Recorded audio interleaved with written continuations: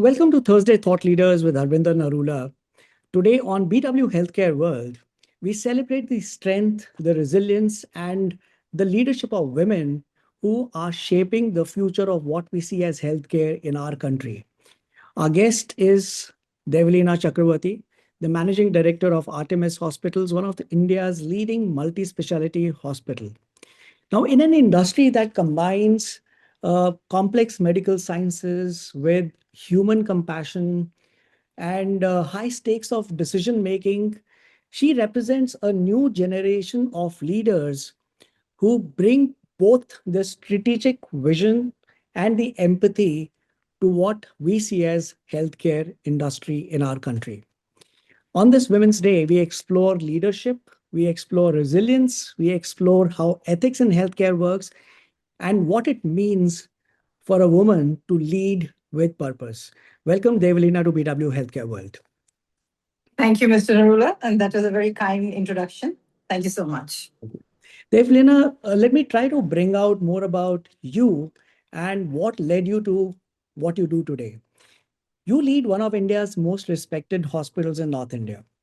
Looking back, what were the defining moments that shaped your journey into healthcare leadership, moving from clinical side of what you were trained in to healthcare business management? That's a very interesting question, Mr. Narula. And it happened primarily by default rather than design.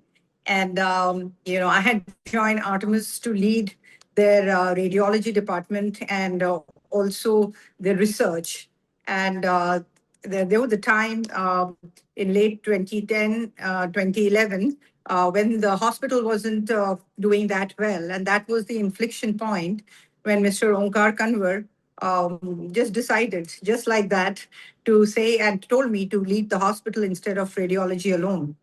And I wasn't sure I could take that responsibility. But Mr. Kanwar is known as a person who can spot a needle in a haystack, and most of his gut feelings are generally right, is what I had read about him. So I put my faith in him, and that was the inflection point. And most importantly, what also happened was my entire team, the team of doctors, nurses, paramedics, the administrators, they rallied around this unknown so-called leader and gave me their support. So that's how this transition happened. And from a 90-bed hospital then, we moved to close to a 700-bed facility in Gurgaon and expanding in Delhi and NCR, as you're aware of it. Fantastic. It's so nice to identify someone who's actually been able to spot a talent and kind of put the faith in the person, Absolutely. to drive something which is so close to his heart, and something which is very important, large business for him today. Uh, Many healthcare employs a large number of women. When you look That's at, right. Yeah. you go to a hospital, I mean, there are visible faces like nurses, then doctors. Yet when you look at most of the healthcare ecosystem that we see today, business leadership positions are still dominated by men. Why do you Yes. think this gap still exists? Is there something that comes to your mind? The first thing that, okay, this is one reason that I have identified because of which men are leading these positions or women are not taking these positions. Yeah, it's a very interesting question. And Mr. Narula, let me tell you, not just healthcare, in all businesses, number of women leaders are relatively less compared to the men because unlike getting into a car when the man holds the door and says women in first, there is no women in first in business. So a woman has to have a certain degree of grit, has to be pushy, and has to definitely outperform the men, both in strategic thinking, in driving the business to be acknowledged. It's not easy. And to have that perseverance, to have that grit, to continue and stay with it and say that I'm going to prove myself despite all odds. But I'm happy to see a large number of women are now motivating each other, and a large number of women are coming up in leadership roles, you know. And if you see my hospital, most of the leadership position, whether it is nursing, whether HR, supply chain, just to give you some examples, are led by women, you know. So I think we are going to see that change, but it's not going to come easy. You have to be pushy. You have to say that, you know, I'm not going to leave till I prove myself, something like that. Yeah. Yep. Uh, you said that women need to prove themselves, and Yeah. they have to prove themselves to be better than men. Now, many Yeah. women leaders are told that they need to be tough to succeed, and Yeah. and then they try to behave like men in a corporate role, the cliched Yeah. role of a man. Yeah. Yeah. Yeah. In your Yeah. experience, do women really have to sacrifice their feminine qualities to be taken seriously in leadership as on date today? Mr. Narula, there is no two things that you have to be tough. Tough as hell. But doesn't mean that you have to lose your femininity or whatever else comes with that. Because women, well put together, that could be one of your five top qualities, and it could actually work to your advantage. But yes, you have to be tough like nobody else in that room, and you have to know, where you are going, where are you leading the ship, and how you're going to keep your team motivated. So, and I think both the things can go pretty much hand in hand, and both can be achieved together. I said one more thing, uh, what I've seen is based on my conversations that I've had with hospital leaders, Yeah. that running a hospital actually involves a lot of critical decision making that affects everyday life apart from just affecting the business. Now, That's you right. have to balance between, the experienced yet overworked doctors Yeah. who are struggling to, manage their OPD and going on rounds, post surgery, Yes. etc., and the families who are of the patients who are demanding more time from them. But Yeah. on the other hand, also is when you are balancing between the experienced doctors, the HODs or the directors of departments, Mm. and on the other side, the business teams like the procurement, the finance teams, etc. How do you balance this analytical decision making with compassion? Is there a difference that you have found in practice, being a woman, being able to balance this much better than what anybody else could do? So, like Mr. I told you, I had a long journey both in India and abroad through various hospitals, from working as a junior doctor to a senior doctor to a so-called business leader today. I've had a lot of learnings and unlearnings as I have moved on. So, I realized one thing very early in the day, that you cannot wake up one day and ask somebody to be compassionate, and the next day and ask your finance guy to deliver some numbers, or your marketing guy to deliver certain numbers. You have to start creating a culture of ownership, where everybody owns their piece. Where everybody runs, it's like a relay race. You run with your baton and you give it on to the next guy. So it's the whole cultural shift.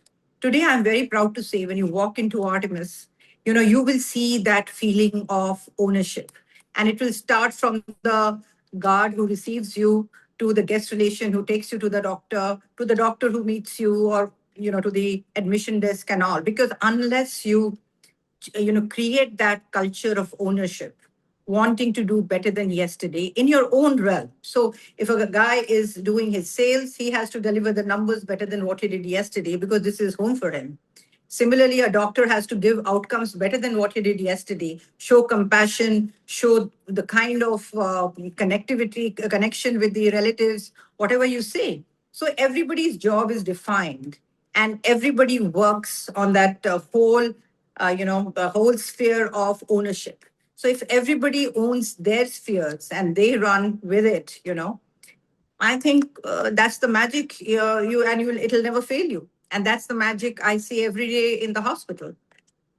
And Dr. Chakravarty, this is very interesting. I'm just thinking aloud, and I'm asking this question, which is not related to Women's Day, but I'm very tempted to ask you this because you have experience in both India as well as in the Western world. You studied in India, you have studied in a system which is Indian way of managing the hospitals. Then you went to the US, you worked with hospitals, etc. And then you came back and you were in the clinical side before you moved into the business side. Now, Yes. one is when you're talking about the sense of belongingness, because when Yes. you say that, there's a sense of ownership that is there, but Yeah. that's an outcome of sense of belongingness to an institution, that culture, right? Correct. Absolutely. What is the if there's one difference that is so stark between what you saw in the West versus what you see in India, what would it be? And second is that I understand that we have learned a lot from the West in how to manage the hospitals better in India in terms of efficiency, whether it's the systems, processes. Is there something that you feel that the West should learn from Indian healthcare system? So, we have a lot to teach the West, and we have a lot to learn from the West. West, of course, gives you the discipline. People are on time. Doctors are on time. OPD starts on time. They start early, and that's something I've always marveled. The theaters start at 6:30 in the morning. The OPDs start by 7 o'clock in the morning. So somehow we have much catching on to do in terms of timelines, discipline, and so on. But in terms of providing cost-effective healthcare, the type of hospitality which goes around the hospital industry is phenomenal in India. And most important are the price points. It's 1/10 or 1/20th of the West, and we have great outcomes. As far as tech is concerned, there is nothing that we don't do in India. But my only regret is, despite having such large number of patients, we are really lacking in research. Good medical research. There is no other fertile area than India in terms of number of patients who come in. But somehow we still go on to copying a molecule, or copying a patent once the patent is over. So that's something I feel strongly about. And in Artemis, we have a separate research wing where we have scientists who have come from back from United States, from UK, Indian scientists. It's led by Dr. Ganguly, who's the director of ICMR. So I'm trying to the best of my ability to create a research vertical within the premises of the hospital. But that is something we really, really need to learn from the West if we have to make healthcare more cost effective and more available to the ordinary man. What we are observing today is that even today, many women prioritize their family's health over their own. Why do you think Mhm. this happens where women delay seeking medical care for themselves? Even when we are looking at preventive health, women Yeah. need more preventive health for obvious reasons. But at the same time, they are the ones who are actually not prioritizing themselves or their health Yeah.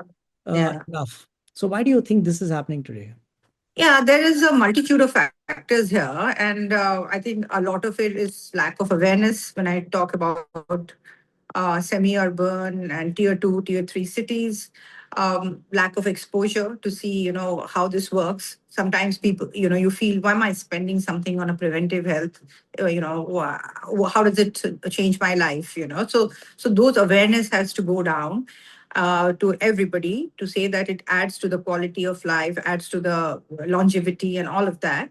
So these two are primarily the factor. And sometimes it's just like, we have seen it, just like being a woman. Sometimes women, they will just do everything for others first in their family and keep the last thing for themselves. So a lot of times when we have started some kind of a scheme or some kind of a promotion that you have been our trusted customers or patients for years, and here we are offering you healthcare for two, preventive health check for two free. So typically the father and the son will show up, coerced by the mother. You guys get it done first. It's just like being that the X chromosome, which always says wants to do more for the family than for herself. But I think that too is changing.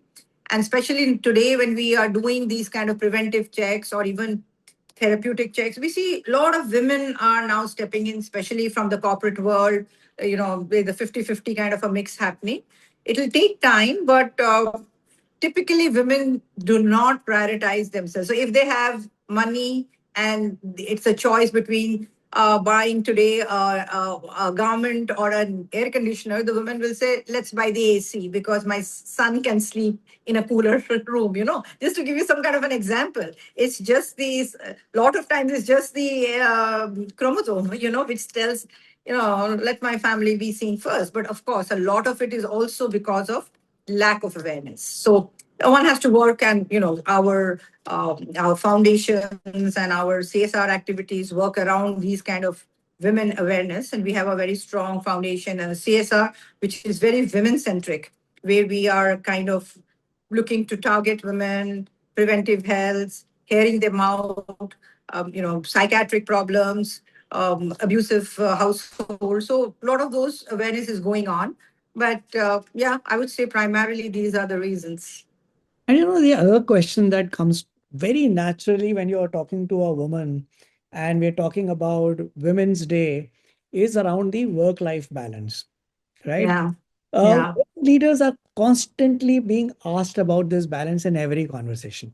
Do you believe that this balance is achievable, or is it something which is more about navigating priorities at different stages in life?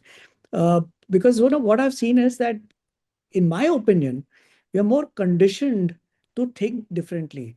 A woman who's working day long and comes back home, it's naturally it occurs to her, okay, let me find out what's happening in the kitchen.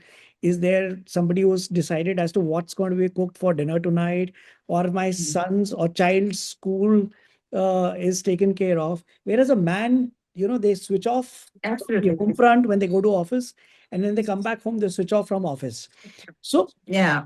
what is this about priorities, or is it that the women are more naturally conditioned uh, to think Yeah, differently? I think this whole work-life balance for me, it's a state of mind, and it really doesn't matter. I think women can multitask. I think women can do it much better, faster, more efficiently. So if you come back after a long day and you still want to, there is a dinner at home, you still want to see the right crockery and cutlery is out, the wine glasses are put in place, and because you instinctively do it, because it comes so naturally to you, and only you can do it as well as only you can do it, nobody else can. And they are just used to multitasking, and this whole work life balance, the more you think about it, the more you will feel kind of bogged down. And that's what I tell women. It's a state of mind. Be happy. You are more empowered. You can multitask better. You can have all the drawers open at the same time and you can look into it. You don't have to shut in, and like typically a man has to. So it comes naturally to us, and as long as you don't think too hard about it or feel too sad about yourself, I think it's a state of mind, and balance can easily be achieved, because anyways you won't let go of it whether there is balance or not. You would like to be the best at home and best at work, and that's how it is. So it's your state of mind, and you'll take care of it. And Dr. Chakravarty, I remember when I was growing up, and when I Yeah. started my career, we used to always look at the person sitting in the corner office, and we would envy them because we had assumptions about what their life is, right? Yeah. Similarly, a lot of these young women who are doctors, healthcare professionals, when Yeah. they look at a woman sitting in the corner office running the business, Yeah. they obviously, would wish that, one day I would be sitting there. But what would be your advice to them so that you are able to set realistic expectations of a lifestyle for a woman looking to build a career in healthcare management? See, the first and most important thing, which is becoming a rarity in today's world, first thing is hard work. There is no shortcut to success, and in the center of it stays hard work. A lot of people, would say not every hardworking person is successful, but the other way around, every successful person is hardworking. So hard work is in the center of what we do. It has to be backed by a burning ambition to do well. A whole lot of time women compromise and they say, let it go. So you have to have that burning desire to do well. And the third thing is perseverance. This is not an easy path, and especially for women. You have to keep proving and reproving yourself time and again. So do not give up. So if you are willing, if you have that burning desire to make something of your life, you put hard work in the center of everything, and you say never say die kind of an attitude, any woman is capable of doing whatever they dream of today, is what I feel. And if you were to define the true power of a woman leader in healthcare, what would that look like to you? True power of a women leader in healthcare. I would say courage and compassion. Courage with compassion, because you need courage to run the business every day like a real business. You need to have courage to look at patients who do not do well, whose you have disappointed their relatives. You have to look into their eyes and console them. And you have to have the courage to keep your huge team. It's the one of the most complex orchestra, healthcare. You have to keep your entire team motivated all the time, because one wrong note and everything comes down. And that has to be backed by compassion, which I think women are, miles ahead of men in terms of compassion. So if you do courage and compassion together, uh, I think that's what a healthcare leader should look like. And Dr. Devlina, my last question to you is that what is that one thing that every woman listening today should do this year to bring or to take better care of their own health? What would be that one thing that you would suggest every woman should do today to take care of their own health?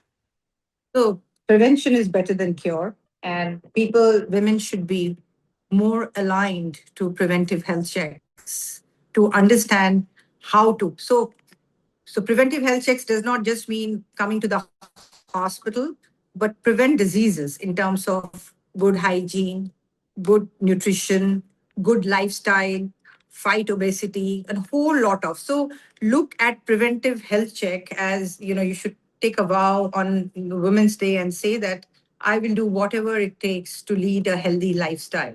So it's a combination of all of this, and yeah, that's the pledge. I guess women should take on Women's Day. Thank you, Dr. Devlina Chakravarty, for sharing your insights and experiences. Your journey kind of reminds us that leadership in healthcare is not only about strategy and systems, it is also about compassion, it is about ethics and the courage to make decisions that impact lives. On this Women's Day, conversations like these kind of remind us that when a woman leads with purpose, she is not just shaping an institution that she represents, she's doing something that could shape the society and make it stronger. To our viewers, thank you for watching this special episode of BW Healthcare World on Women's Day.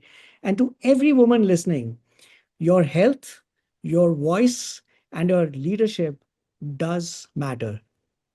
Thank you so much. Absolutely. Thank you so much, Dr. Devlina, for taking our time to speak with us at BW Healthcare World. Thank you very much, Mr. Narula. It was a pleasure indeed.